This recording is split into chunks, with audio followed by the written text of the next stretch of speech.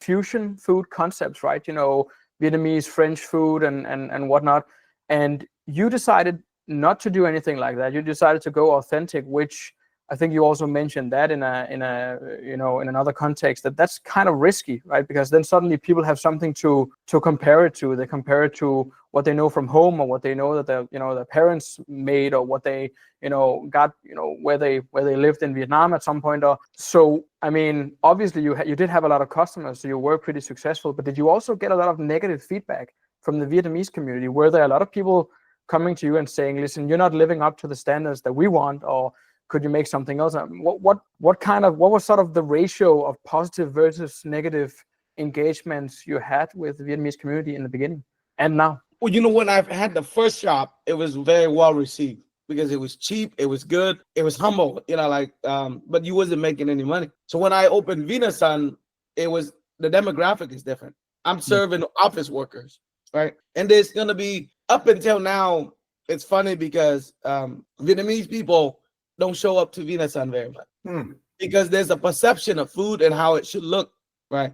I serve my food in a paper bowl because, one, I'm serving office workers. Right. It needs to be the most takeout friendly packaging. So I designed this packaging where it's 2 tiers, and you go back to the office, you unpack and you pour your soup and you start to eat. Right? No dishes, no nothing.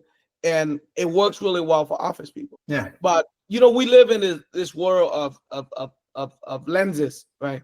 In Vietnamese people's mind, the food needs to be, it needs to look humble, right? And what Vinasun looks like a Chipotle, it's almost spotless. It's built out of sustainable bamboo.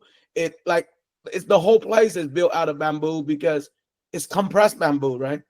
So it looks like this beautiful plywood that they don't know is bamboo. It's my job to tell them, but if I did, they wouldn't care, kind of idea, right? I built it sustainable. So the perception when Vietnamese people look, it's just like we're judging a book by its cover. I love your bookshelf, by the way, sorry. And that's we judge a book, and when they look at Vinasun, they think I built it for white people, right? It's like, oh, you water it down, but they don't understand that I'm giving the world the most authentic product possible, but I packaged it in a way that made it like it looks nice, it's approachable. Like, oh, I like beef, I like pork, right?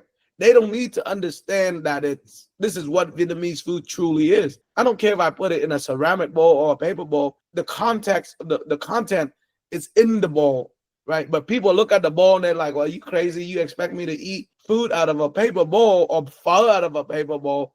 And that doesn't resonate well with Vietnamese community until they eat my food. They're like, oh, you know, it's like, I can't believe this tastes like pho, you know? And it's like I'm very proud. Nobody puts more love into their pho than I do, but it's just, how do I tell that story, you know? It's 100 bones, a pasture-raised beef bones, right? Most of us don't care when we're trying to look for humble ingredients. We're looking for the cheapest bones possible, right? The oldest cow, the most steroids filled, antibiotic built cow possible. They don't care as long as the bone is cheap. A lot of us won't care.